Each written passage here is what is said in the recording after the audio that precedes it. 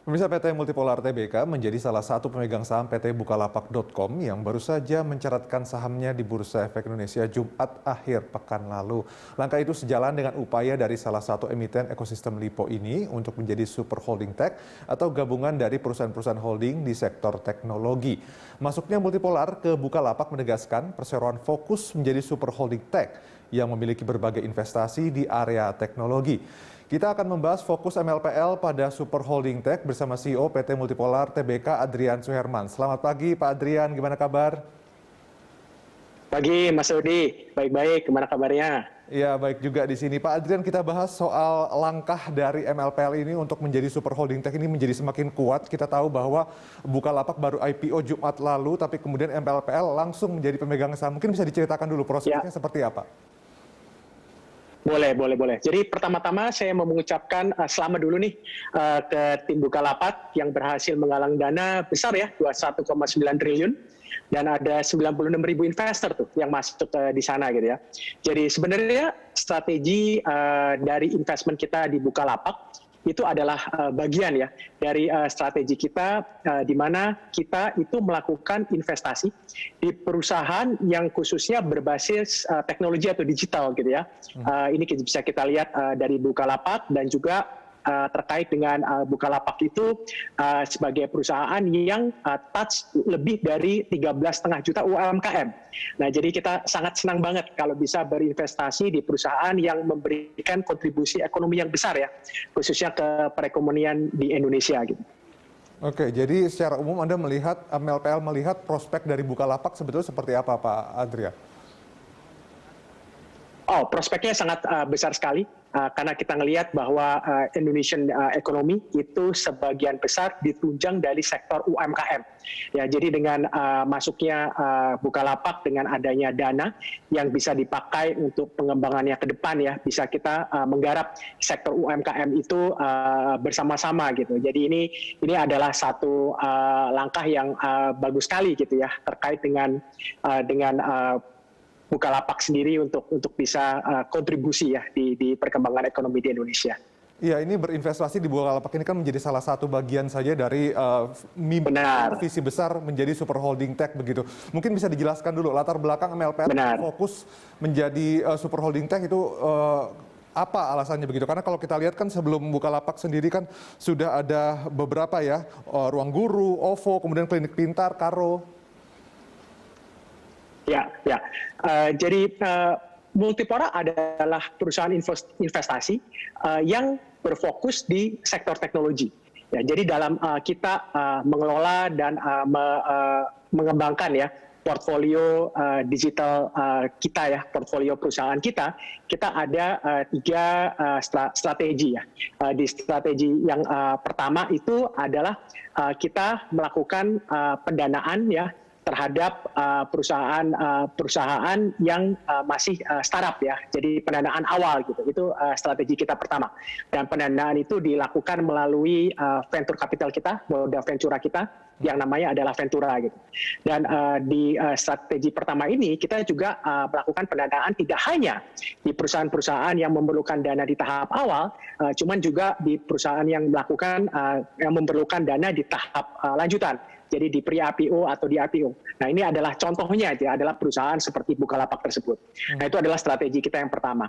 Di strategi kita yang kedua, kita ini mau menjadi mitra lokal atau partner of choice dari perusahaan teknologi internasional yang mau masuk ke dalam pasar di Indonesia.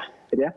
Dan hal ini sebenarnya bukan baru kita lakukan. Nah, sebagai contohnya, kita adalah partner yang pertama ya pada saat IBM pertama kali masuk ke Indonesia di tahun 90-an di bagian sektor financial services gitu ya.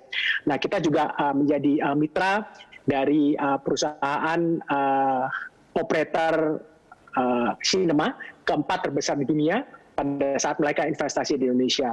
Kita juga menjadi partner dari crypto company di Amerika yang akan masuk ke Indonesia. Jadi kita banyak gitu melakukan mitra-mitra dengan partner dari teknologi company dari luar yang mau mengembangkan pasar di Indonesia. Nah, di strategi kita yang ketiga, kita itu melakukan transformasi digital ya ke perusahaan-perusahaan kita yang quote-unquote itu tradisional, supaya mereka bisa masuk ke new digital economy dan bisa serve Indonesian consumer gitu ya di sektor-sektor tertentu. Jadi ini adalah 3 strategi yang kita lakukan. Gitu.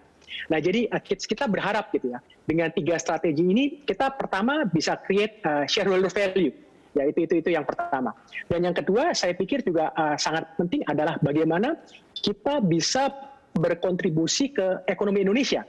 Karena digitisasi dari ekonomi atau new digital economy itu adalah satu faktor ya yang bisa membantu kita nih untuk bisa keluar dari post pandemi ya, dari post COVID. Nah, jadi dengan adanya digitisasi di beberapa sektor ini akan mempercepat perkembangan atau pemulihan ekonomi Indonesia. Nah, kita kalau lihat dari digitisasi ini ya, kita bisa lihat contohnya gitu ya. Misalkan kita digitisasi di retail. Nah, itu bisa tiba-tiba UMKM yang ada di seluruh Indonesia melalui digitisasi di retail bisa punya pangsa pasar yang luas gitu ya. Dan juga masyarakat Indonesia khususnya di wilayah yang kecil gitu ya, itu lebih bisa punya akses ke barang-barang yang lebih luas. Gitu. Itu adalah contoh kemana digitisasi ini bisa memulihkan dan membantu perekonomian di Indonesia. Oke, mungkin yang kita ingin tahu juga begitu ya, apa akan dilakukan untuk Super Holding ini ke depan begitu? Ya, jadi ke depannya kita akan fokus ya ke 3 strategi ini dan ini kita akan terus ya bekerja sama dengan mitra-mitra kita untuk mengembangkan gitu di beberapa sektor yang mungkin merupakan adalah sektor fokus kita gitu ya. Kalau ditanya ya mungkin sektor fokus kita ke depannya itu di mana gitu ya. Kita ada 4 sektor gitu yang kita ngelihat sangat potensinya sangat besar banget gitu ya. Yang pertama adalah kita namakan omnichannel retail gitu ya. Itu sektor pertama. Di sektor kedua itu adalah financial services. Di sektor ketiga itu adalah healthcare. Dan tentunya ketiga sektor ini ditunjang oleh sektor di digital atau teknologi. Jadi investasi ke depannya akan kita fokuskan ke dalam 4 sektor tersebut. Oke, kemudian yang kita ingin tahu juga di dalam Super Holding ini sendiri, begitu ya, bagaimana kemudian hubungan multipolar dengan beberapa aplikasi tadi seperti Bukalapak, kemudian OVO, Ruang Guru dan sebagainya. Ya, jadi kita terus melakukan sinergi. Ya, jadi dari ekosistem yang ada di kita gitu ya, jadi kerjasama antara perusahaan-perusahaan di mana kita melakukan investasi itu bisa terus ditingkatkan, ya karena kita percaya gitu dengan adanya sinergi kita bisa memberikan nilai tambah ya kepada pengguna aplikasi-aplikasi tersebut. Oke, yang kita perlu tahu juga ini, berapa investasinya nih untuk Super Holding ini? Dan mungkin kita juga ingin tahu sumber dananya dari mana, kalau mungkin dari eksternal, bank, atau dari mana? Ya, kalau terkait dengan jumlah dana ya, ini adalah kalau kita lihat investasi digital ini sangat dinamis gitu ya, dan itu terus bertumbuh dengan pesat gitu ya. Jadi sebenarnya yang paling penting dari kita sebenarnya bukan ke arah berapa besar dananya gitu ya, cuman di sektor mana kita akan berinvestasi ya. Tadi yang mungkin sudah saya utarakan di poin sebelumnya, kita ada 4 sektor gitu ya, which is di omnichannel retail, financial services, healthcare, dan teknologi.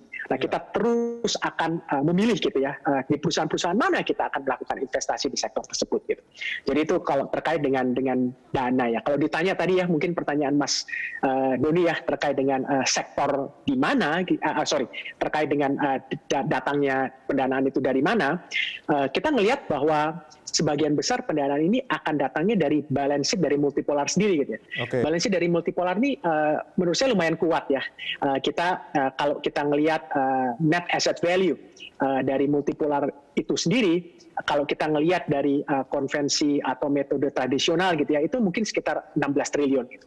Cuman kalau kita bisa melakukan transformasi digital dan kita bisa nge-reposisi perusahaan kita ini menjadi portfolio perusahaan kita ini menjadi portfolio teknologi, there could be another tambahan sekitar 15 sampai 20 triliun lagi gitu ya. Jadi total net asset value mungkin sekitar 30-an triliun gitu. Jadi itu sebagian besar pendanaan itu akan datangnya dari sana gitu. Cuman of course kita tidak menutup kemungkinan gitu ya. Untuk pendanaan ini datangnya dari luar, itu bisa dari pinjaman dari bank, atau mungkin bisa dari penambahan modal gitu. Jadi kombinasilah dari ketiga hal ini. Nah, selain menjadi investor di beberapa startup, beberapa raksasa tech begitu, apakah kemudian dari Multipolar ini juga membina atau mungkin ada beberapa anak usaha di ekosistem Lipo yang juga diinkubasi mungkin ya untuk bisa didorong IPO juga? Ya, kalau kita lihat banyak memang dari perusahaan yang kita invest ini sekarang sudah merupakan perusahaan publik gitu ya. Jadi going public bukan merupakan sesuatu hal yang baru juga buat kita gitu. Dan kita ngelihat dengan masuk ke publik itu akan lebih gampang ya untuk kita menggalang dana dan untuk kita berkembang. Dan of course ya, ini adalah sesuatu yang kita terus push ya untuk perusahaan-perusahaan kita. Pada suatu saat nanti, di saat yang tepat, kita juga bisa IPO di beberapa perusahaan yang lain. Oke, salah satu sektor yang tadi dibidik juga begitu ya dalam transformasi digital dari Multipolar kan adalah di sektor retail. Tapi ini saya coba bacakan Pak Adrian, ada sebuah data yang mungkin membuat kita jadi terlucut begitu ya untuk lebih bersemangat lagi, karena penetrasi retail modern di Indonesia sendiri masih 19%. Kalau kita bandingkan negara-negara tetangga begitu ya di ASEAN, Filipina 39%, Malaysia dan Thailand sudah 40%, bahkan Singapura lebih dari 75%. Artinya ini tantangan Pak untuk bisa dihadapi Multipolar dan kemudian super holding tech ini. Ya, benar. Penetrasi retail di Indonesia itu memang pada saat ini yang tadi Mas Doni utarakan masih rendah sekali gitu ya. Memang Indonesia itu sangat unik sekali kalau kita bandingkan dengan negara lain. Letak geografis kita itu sangat membentang gitu ya. Jadi mungkin kalau kita ngambil contoh ya, untuk masyarakat yang ada di daerah Papua atau di daerah misalkan Indonesia Timur, buat mereka akses ke barang-barang retail itu akan beda banget tuh. Iya, betul.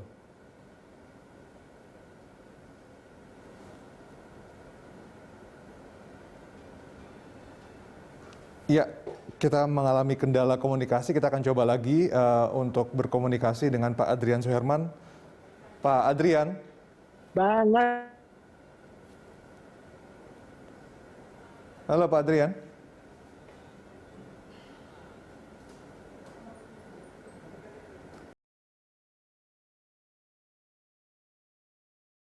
Opening Bell, kita kembali berbincang dengan Pak Adrian Suherman. Pak Adrian?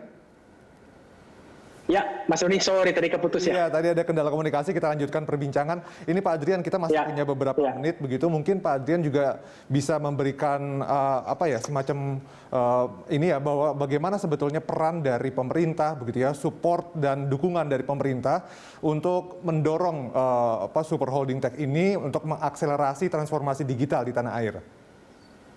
Ya. Sebenarnya kalau kita ngelihat pada beberapa tahun terakhir ini ya, perkembangan digital ekonomi di Indonesia itu sangat pesat sekali.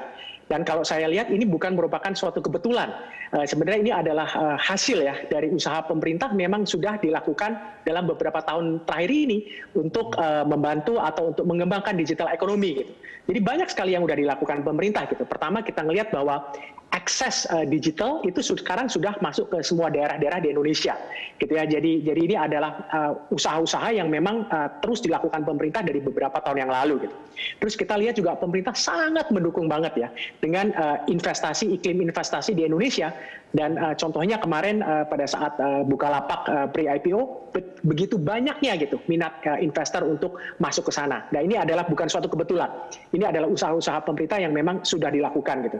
Dan yang ketiga saya lihat yang penting banget dan sudah dilakukan pemerintah adalah balancing di regulasi. Nah, jadi regulasi itu adalah balancing di mana kita memberi startup untuk berinovasi, cuman pada saat yang bersamaan juga memprotek ya konsumer Indonesia gitu. Jadi pertama saya mengucapkan terima kasih ya kepada pemerintah Indonesia sudah melakukan ini sampai sekarang ini ya. Dan saya berharap ke depannya pemerintah akan terus ya meningkatkan usaha-usaha untuk supaya iklim investasi di digital Indonesia terus berkembang ya, dan juga terus melakukan investasi pemerintah barengan dengan swasta ya terkait dengan teknologi infrastruktur, terkait juga dengan regulasi gitu ya. Jadi ini adalah hal yang baik dan saya pikir ini bisa terus dilanjutkan. Oke Pak Adrian, ini mungkin terakhir harapan Anda sendiri, harapan MPLPL sendiri begitu terhadap transformasi digital yang ada di tanah air seperti apa? Ini akan terus bertumbuh ya. Kita berharap bahwa dengan kerjasama antara pemerintah dan juga kerjasama dengan swasta ya, kita sama-sama bisa menggarap ya pasar ekonomi digital ya di Indonesia. Dengan new digital economy ini kita berharap ya bahwa kita semua bisa secepatnya keluar dari COVID ini ya. Kita ngelihat di Q2 ya, Indonesia sudah keluar dari resesi dengan pertumbuhan 7%, dan ini adalah signal yang bagus. Kedepannya kita berharap digital ekonomi ini bisa terus mendukung perkembangan ekonomi dan pemulihan ekonomi Indonesia. Baik Pak Adrian, terima kasih atas waktunya pagi hari ini telah bergabung bersama kami di IDX Opening Bell.